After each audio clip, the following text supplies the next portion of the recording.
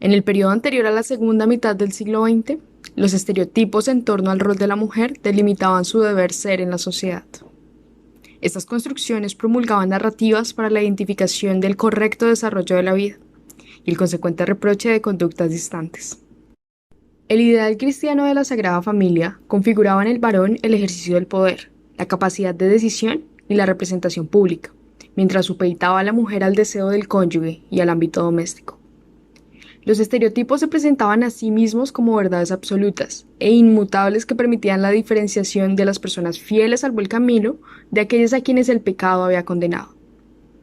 Esta división de la sociedad, intensificada por la amenaza de la religión frente a comportamientos seculares, determinó, entre otras, los patrones comportamentales de la sociedad colombiana anterior al siglo XXI. Bajo este concepto, la mujer colombiana se enfrentó a legislaciones misóginas, como las tomadas en gobiernos conservadores. Aunque hubo excepciones lideradas por gobiernos liberales como la reglamentación para la disolución del matrimonio en 1853, fueron los gobiernos conservadores, apoyados por la Iglesia Católica, quienes mantuvieron en vigencia leyes para desfavorecer a la mujer. Durante la hegemonía conservadora se evidenció que ninguna legislación favorecía al género femenino, sino que se desmeritaba más.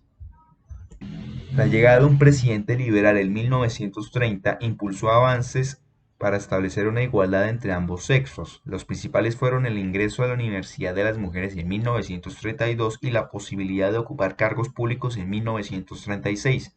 Personajes femeninos reconocidos de la época como Rosa Rojas Castro, la primera mujer en graduarse como abogada, reconocieron dichos avances y se mostraron optimistas ante el gobierno amplio y comprensivo liberal. Tuvieron que pasar 18 años para conseguir más avances feministas. Esta fue la obtención del derecho al voto femenino en 1954, concedido en el gobierno de Rojas Pinilla. No obstante, el establecimiento de estas leyes no fue inmediato en la realidad. A pesar de la legalización de la educación, no solo las barreras legales separaban a la mujer de las escuelas.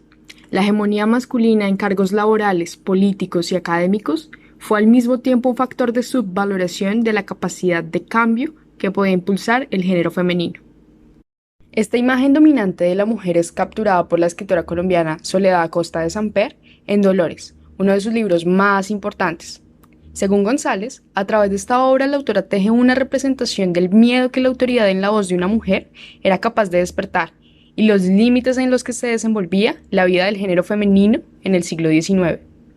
La obra de Soledad Acosta es un intento por estabilizar políticamente la autoridad y legitimidad de la mujer letrada, en un contexto en el cual la voz machista desfiguraba los actos ajenos a la costumbre consuetudinario. Además de la educación, los patrones culturales imponían sólidos muros al desarrollo del balance de poderes entre sexos. La castidad, por ejemplo, fue un vehículo para la subvaloración del género femenino. La caracterización del cuerpo como instrumento capaz de pervertir la moral cristiana impulsó la represión de la sexualidad femenina a través de su concepción como tema impúdico. El desconocimiento del cuerpo y su única exposición como elemento lascivo no solo restó herramientas a las mujeres para ocupar un papel activo sobre su cuerpo, también las congregó en un sentimiento de culpa hacia la exploración de éste. Tras siglos de caracterización de la sexualidad como tabú, movimientos feministas junto con su promoción de la autonomía de la mujer sobre su cuerpo impulsaron el reconocimiento de los derechos y libertades en el género femenino. Sin embargo, en Colombia, este avance fue constreñido por la figura de la Iglesia Católica. En particular, entre los años 60 y 80, un gran número de movilizaciones feministas alrededor del mundo promulgaron temas relacionados con la igualdad de género, la fuerte influencia de la Iglesia Católica en nuestro país menguó la reestructuración social de este tema.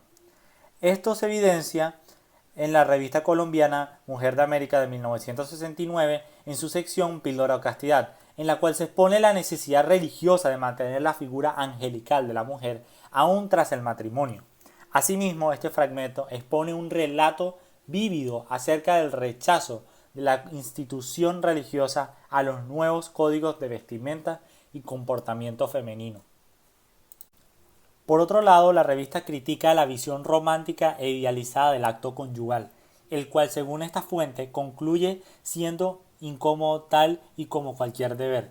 Así, para la mujer, el matrimonio era un deber y una deuda. Este hecho pone en evidencia un estímulo más hacia el matrimonio. Este no solo era socialmente correcto, también ofrecía la falsa ideología de ese momento como puerta hacia convertirse en una mujer feliz.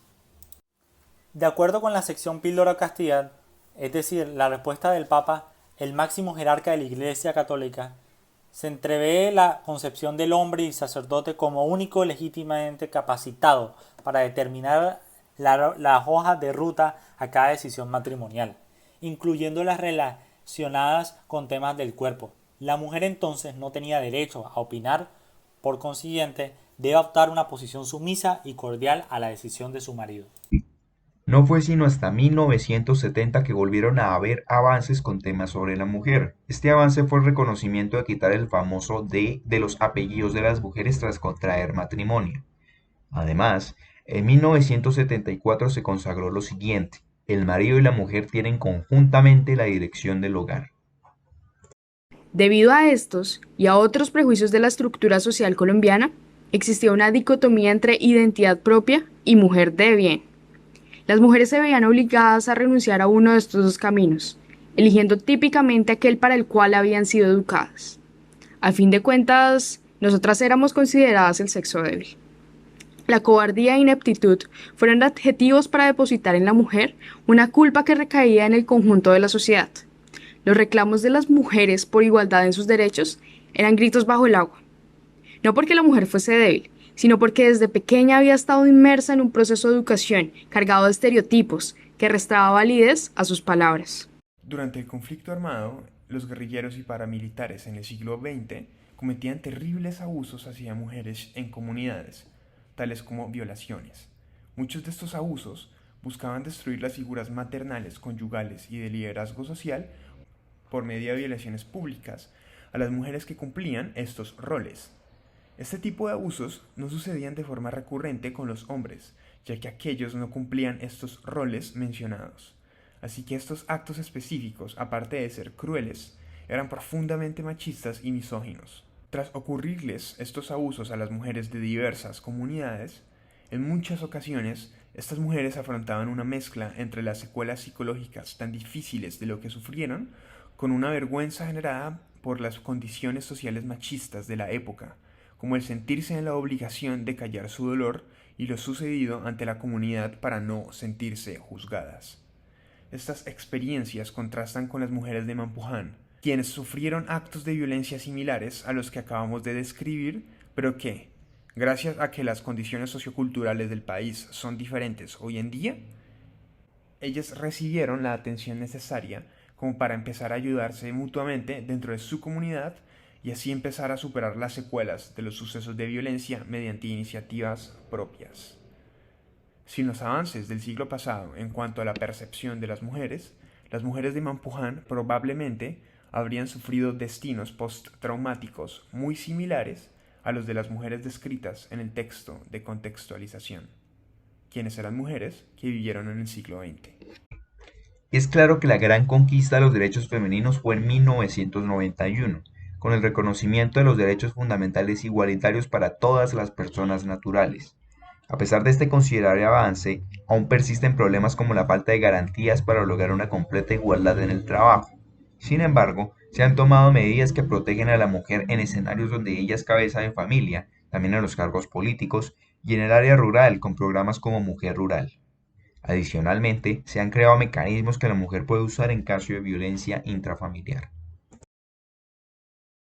Sin embargo, los prejuicios, por más estáticos que parezcan, comparten una característica: provisionalidad.